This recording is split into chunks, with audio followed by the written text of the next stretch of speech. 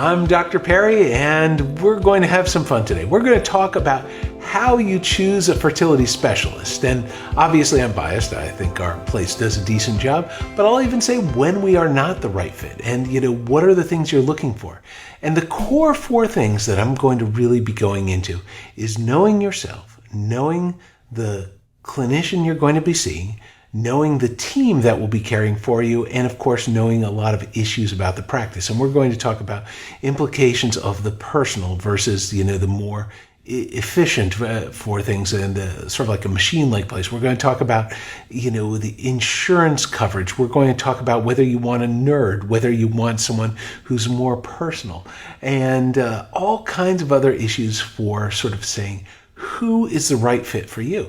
And this is really important because most people are just saying, well, I'm going to go to because my friend told me, and that's a decent start. It's less biased than a lot of things. It's someone who's similar to you who may have some perspective and insight. But at the same time, that's also not perfect because there's a lot that goes into this. This is a long-term relationship. Because hopefully that person will not only help you get pregnant quickly, but also future children, and you'll be coming back to visit them for baby reunions and all kinds of things. Is this a person you want to see a lot? And so there's a lot that goes into these things, and I hope that everyone gets a good sense of what's right for them. And again, I think that it doesn't so matter what you choose, so much as that you went through all the options and considered what is right for you in life and made the best choices you possibly can for where you are.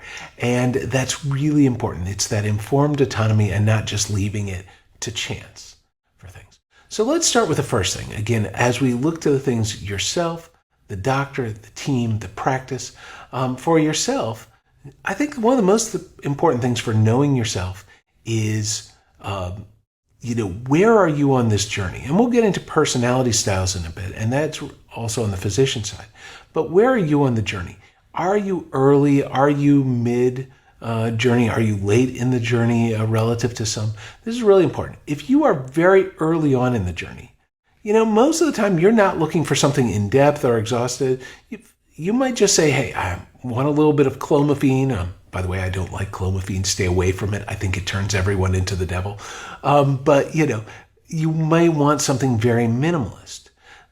I think I tend to see a lot of people who are mid and late for things. Most people you hope never get to late because they've been going on a really long time. But I think there's an important difference between the mid person who's gotten a few answers from a generalist or the internet and has, been thinking about things for a while and things haven't played out, relative to the person who's sort of gone multiple places, has failed multiple IVF cycles, all kinds of things, and is a more complicated or serious prognosis individual relative to a person who just may not have gotten as much advice as they need and need to be steered in the right direction to get things done. So knowing where you are on that journey matters, because that will say, do you go to a generalist? Do you go to a, subspecialist, or do you go to a person with decades of experience and has, a world expert and, has managed some of those complex people under the sun and finds the zebras amidst the horses that would explain why other people haven't been successful with you and how you can be. And so I think defining for yourself where you are matters. The next thing you have to say is, well, what should I know about the doc? And I think there are some wonderful generalists out there. And by the way, I also want to say it doesn't have to be a doctor. I, for example, have, for nurse practitioners, I work with Brittany Linton and Sarah Slayton. They are wonderful. They are caring. They're empathetic. And I think, head to head, I think they could give a lot of docs a run for their money in terms of their knowledge on fertility. One of the things people don't tell you about, the average OBGYN in residency spends roughly 2 weeks of clinical time in a real fertility practice. And then they're set out into the world to do, real infertility and manage your things. And 2 weeks of knowledge is not a lot. And you look at the nurse practitioners that I get to work with, and the nurses and other staff, where they've spent years doing this stuff and they're passionate about, knowledgeable, and, relevant. There's something that is gleaned from their experience that can override that of a title.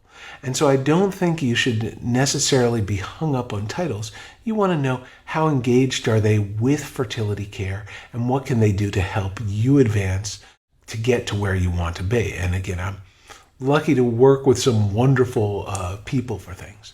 But I think the things you want to think about for the clinician is, so first, one of the things is, what is their style?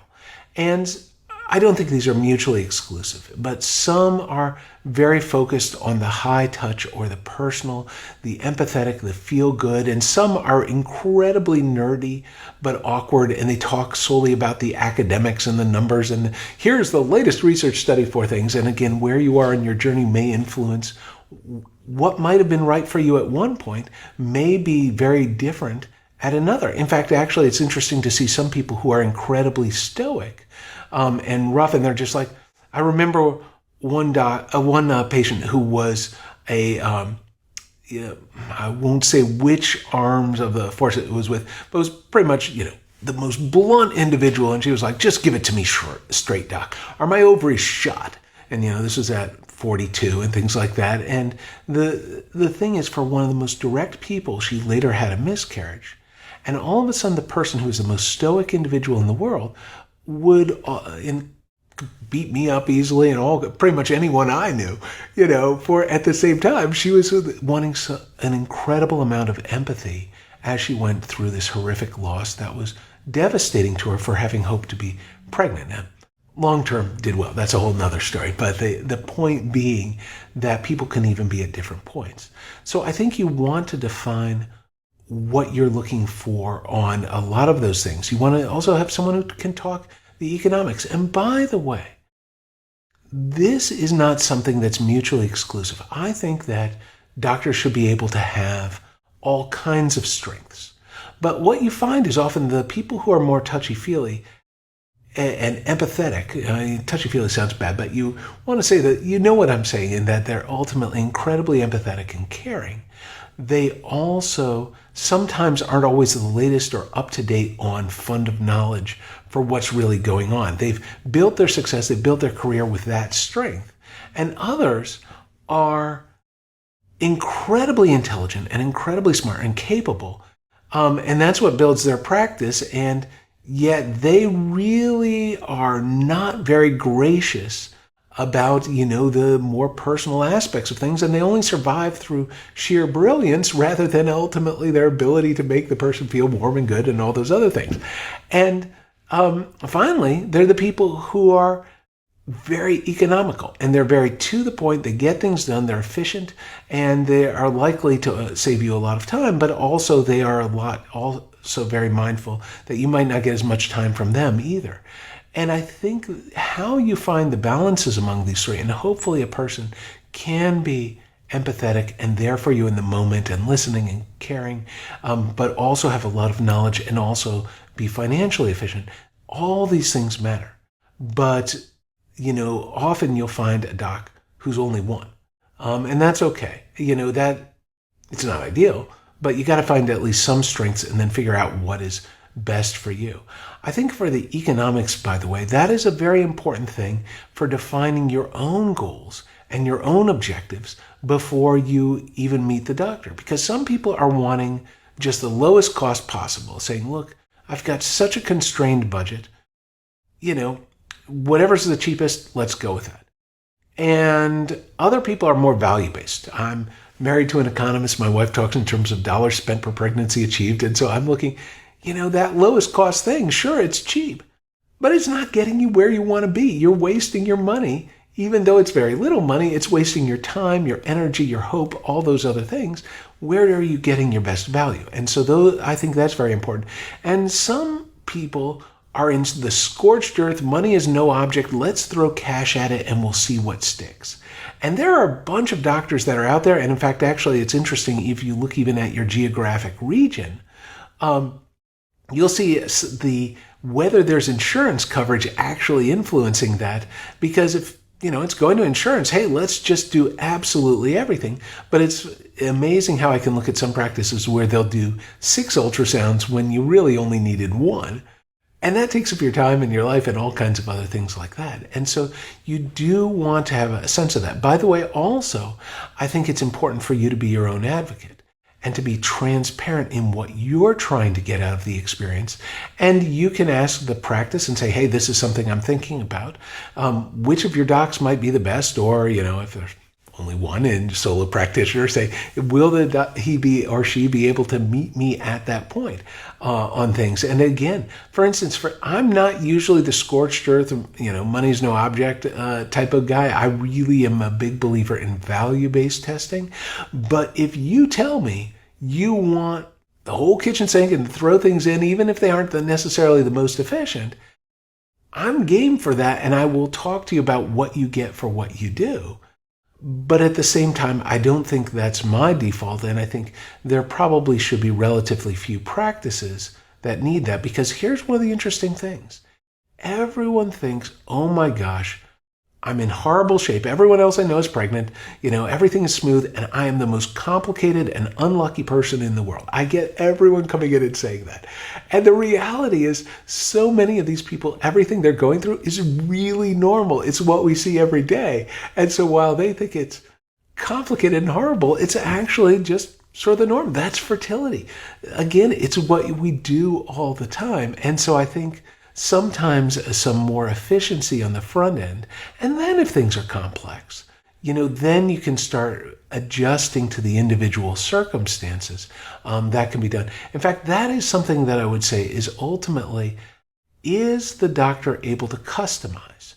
That also gets into the scale of the practice. That's a little bit for later. But are they able to adjust to where you are, or is it a one-size-fits-all? And I think there are advantages to being systematic, but I would also have to say each person is an individual, and the more you can recognize where those nuances are and adjust to their circumstances, the more likely you're going to have the good outcome that you want. So this is very important to consider. Another thing I would also think about, and especially this is more for large urban areas where, again, you're in New York City and all of a sudden there are 20 REIs on the city of Manhattan. I think someone once told me it was 80, but I mean, there are a few there, to be blunt.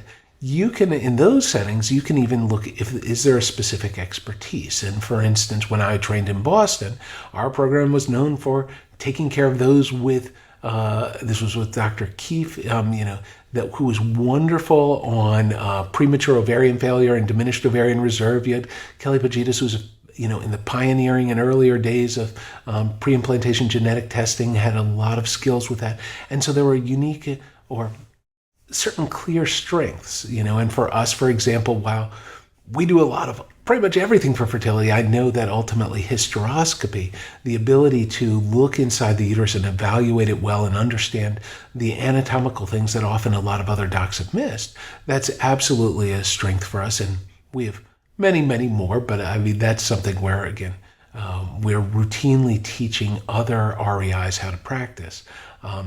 We're proud of what we can do there.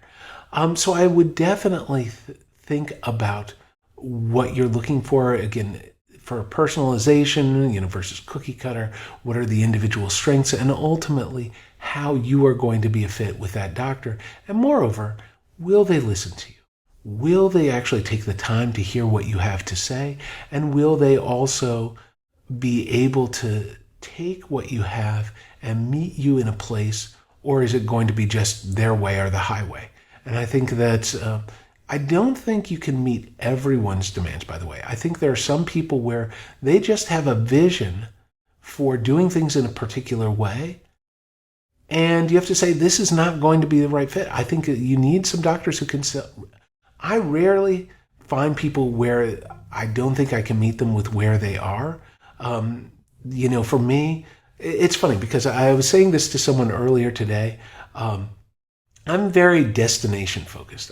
My goal is, how do we get you pregnant as fast as possible, as successfully as possible, as affordably and as safely as possible? And, how do you find a reasonable balance for all those things? Very destination minded. But some people, they're more about the journey than the destination. And while we try to be accounting for that, there are a bunch of people who just want to take a scenic route. And again, I can support a lot of people as long as they're informed. It's not about just knowledge, it's about informed autonomy. And so the ability to know what you're choosing when you choose it. I'm willing to support people in that, but some people, it's so far from anything where we would actually feel helpful. I don't want to do wrong by people. I want to help them get where they need to be. And if they're choosing something that's threatening to themselves or, to the future, that isn't necessarily a reasonable balance, I'm also going to be transparent on that. And I think you need a doctor who has the courage to say this is a little bit out of bounds for things. But while still, again, respecting autonomy within reason. So these are things that have to be addressed. Another thing, and to move beyond just looking at individual clinicians, physicians, nurse practitioners, some places will use physician assistants for things. I think you have to look at the whole team. And I think this is nursing, embryology, and reception and administrative. For the nursing team, for everyone, I'm really, really blessed and lucky and fortunate to be with incredible people for things. But I would say, how do you have the nurses take the time to listen to you, to give you prompt callbacks? Are you waiting 3 days for someone to call you or give you a personal thing, or is it entirely through a portal? The ability for people to communicate effectively truly matters, because when you don't want your fertility to wait, you want answers now, and you want, when your life is on hold for these things, the ability to get the right response at the right time is critical. I also think for embryology for the team, I would think everyone should be personable and have wonderful relations, but at the same time, embryology, they're most accountable to their ability to be fastidious, to really keep track of details, and ultimately to generate good outcomes for a lab. So while you want all those variables, I think that, certainly if you're not having as much time with them, you want to see what they can do to stack the deck in your favor for good outcomes.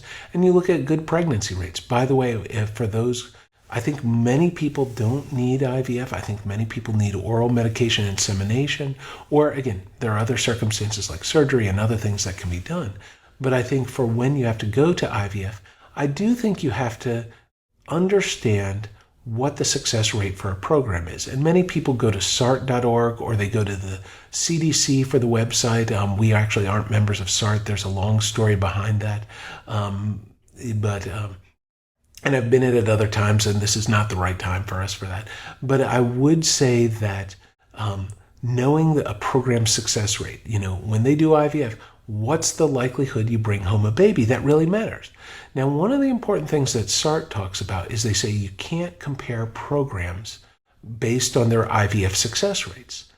And the reason is some programs are different from others. Some specialize in ovarian failure, others endometriosis, others PCOS.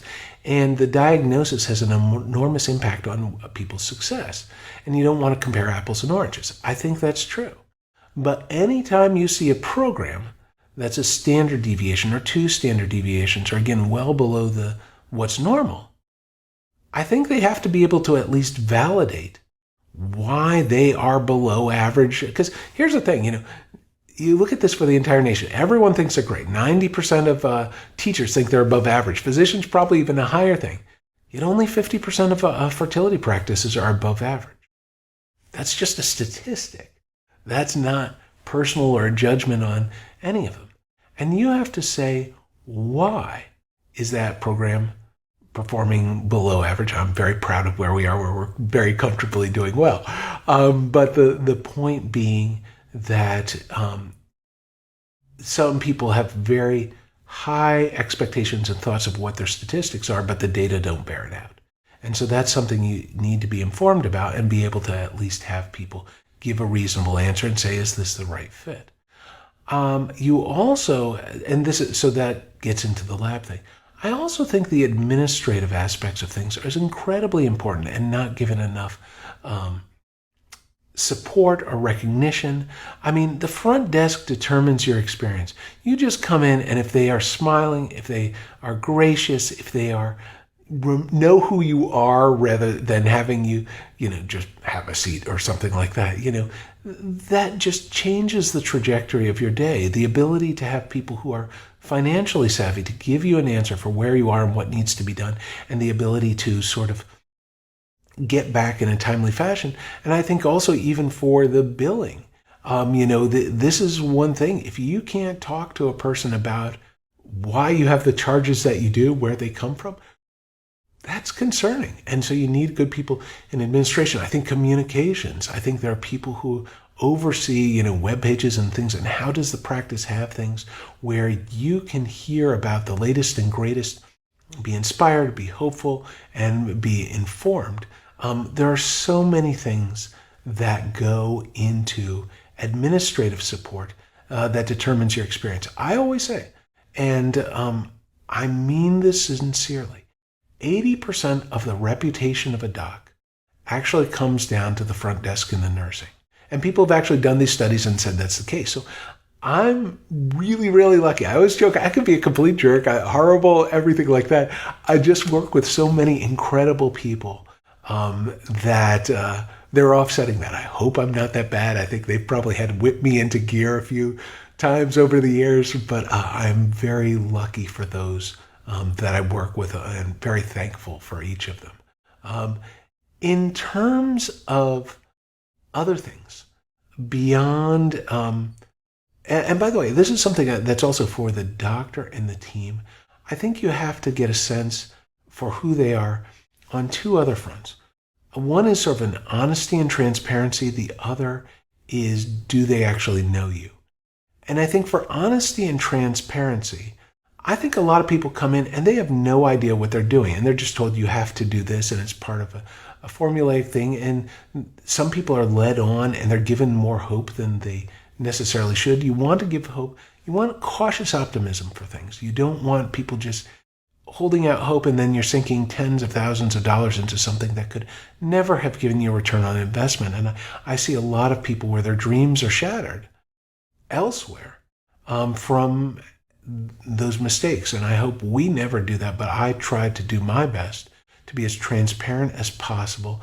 And not to say that I will deny someone care. I really believe in informed autonomy, but at least to try to say, hey, this may not get you where you want to be when that's the case. But fortunately for most people, there is a lot that can be done. I also think that you have to look at a practice that's informed. If you're coming in and they have no idea who you are, I think that's painful for all that you've put in, for all your effort and time, for them to just have to reinvent the wheel.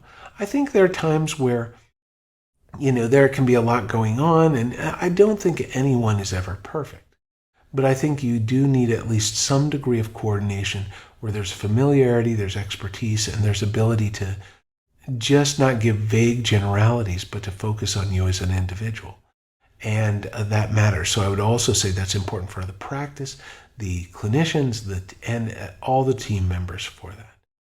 In terms of other things, beyond thinking about, who the team is, I think you also want to know, how do you decide who is a good team from things? And one of the things is, again, talking to friends and talking to other people who've been on this journey and say, what was it like there?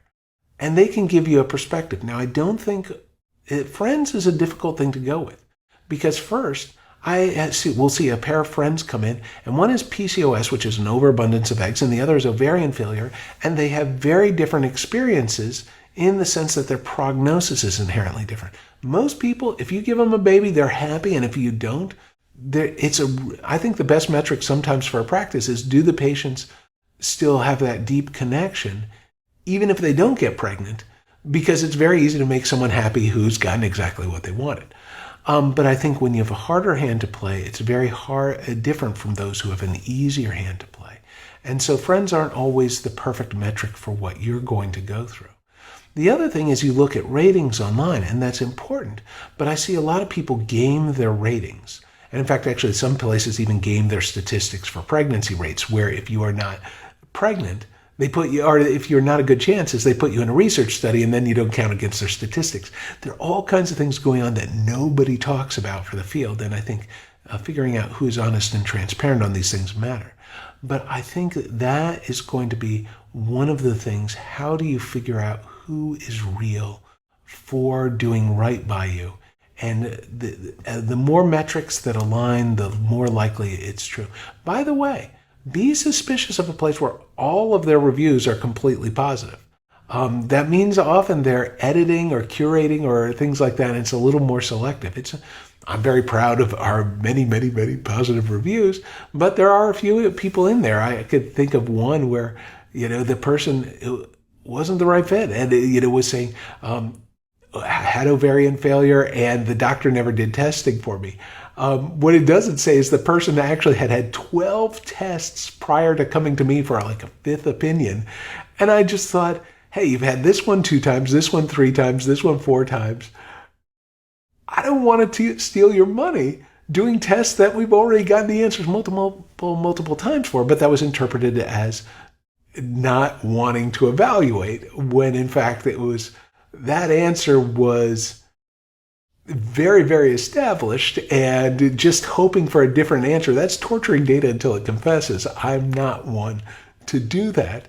And so, so be suspicious if everything is completely clean or simple for things. But anyway, that's an aside.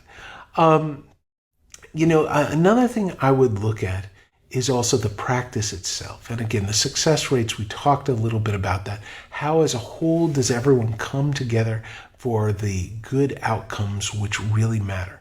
I think another thing that sort of is on my mind is location. Now, some places, you don't really have much of a choice on location, particularly when there are, and if it's 5 minutes extra effort to get to a better practice, that completely makes sense to go there. But at the same time, I think there are some people who have to spend, as you look at how much they're going to be monitoring you, and if they're doing 6 ultrasounds in a month or 2 months for things, and this place is an extra hour away relative to someone close, that's 6 hours times 2. That's an extra 12 hours on top of your existing commitment. That may be a bit crazy. And I think you do have to say, for what you're putting in, what are you getting for it? But to value yourself, not only in terms of the outcome, but in terms of your time, your effort, your energy, and all those other things. And sometimes a location that is better can be very important. I think availability is very important as well. Are they very restricted for their hours, particularly for those with a little less flexibility? That makes a difference for things. Or how much are they willing to work with you, if you are coming a longer way, and how do you adjust for those things? So the ability to not only be near, but to be there in general, I think that matters as well. Another thing that's very important is whether they do packages for things. Now, some people are getting insurance and, they don't really care about that. But if it's out of pocket, and you can see even in some mandated states where 40% of people are still paying out of pocket for fertility care, the ability to have a package where it covers the larger aspects of fertility sort of matters. You have all these people where there are many practices where they have these loss leader prices, say, oh, it's almost nothing, and it's really low. They get you in the door, and then you find you've got nickeled and dimed to death, and that you can spend, so many ultrasounds and all these adjuvant therapies. You have to buy their particular brand of pills. You have to get their acupuncture. You have to get, their holistic approach to all these things. By the way, all those adjuvant therapies or add-ons, you want to say I think a good question is, how many add-ons do you have in your practice beyond the straightforward? And I think or what percent of people need these? And that gives you a better sense than necessarily a loss leader price for some things. The ability to have a package, though, say, here, you're coming in, this is what's covered. This should cover 80, 90, 95% of people. That's very important so that you don't get surprise bills. Similarly, I think knowing whether they do insurance is very important. If you look at medicine as a whole, I think I saw a statistic where almost a third of practices in the U.S. have now switched to cash pay. And again, 60% or so still are doing classic insurance. But the point is, that's a very important difference. And I see a lot of people coming in and they think my insurance is going to cover my care. And that way I save money. And, all things being equal, I can see the logic. Hey, if I don't have to pay versus I do, let's go with where I don't have to pay. But what people don't realize is when you calculate copays and deductibles and denied coverage and all those other things, I see a lot of people paying more with insurance-based systems than they do with out-of-pocket. Now that's, again, for my current environment, in a non-mandated state, there may be other states or locations that are different, but I can tell you that for my experience, coverage is not as simple as you would think and hope it to be. And the ability to say and ask, what is the typical amount that a person will pay out of pocket for those things?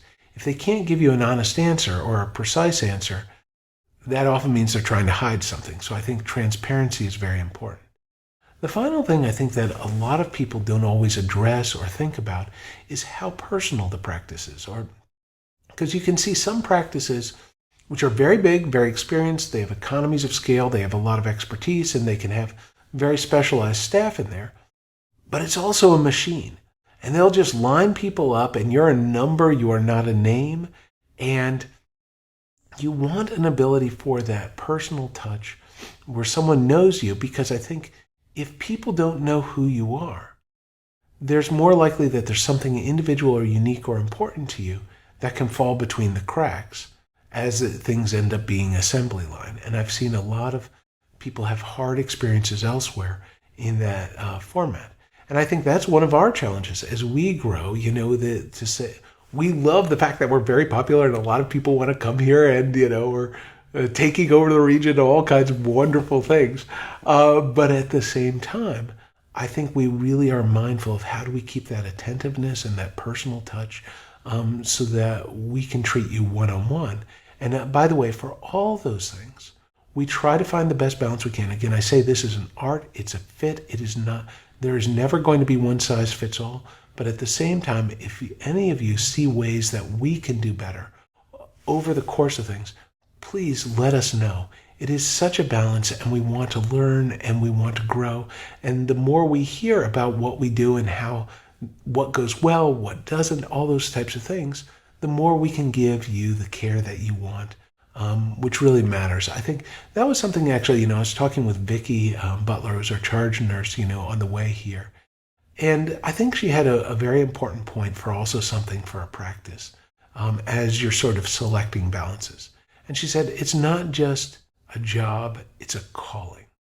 And I think you can really figure that out when you're at various places, whether a person's just there, punching a clock, getting a check, and whether people feel this really matters. This is going to transform lives. This is going to bring children into the world that are loved and are supported, and everything we do is ultimately going into that outcome. I think that difference makes an incredible amount of importance for how a person approaches a practice. And so those are the core things that are on my mind for what you should think about when choosing a doctor. And again, or nurse practitioner or practice or all those other things, a team, and so much goes into it. And there's so much respect I have for everyone I get to work with and what they've done. And I'm very fortunate and blessed. Thank you all for listening. Please post any comments, questions, reach out to us. Anything we can do better. If you have questions and you want me to cover them for future First Friday Fertilities, let me know. And I am privileged to know and help so many of you.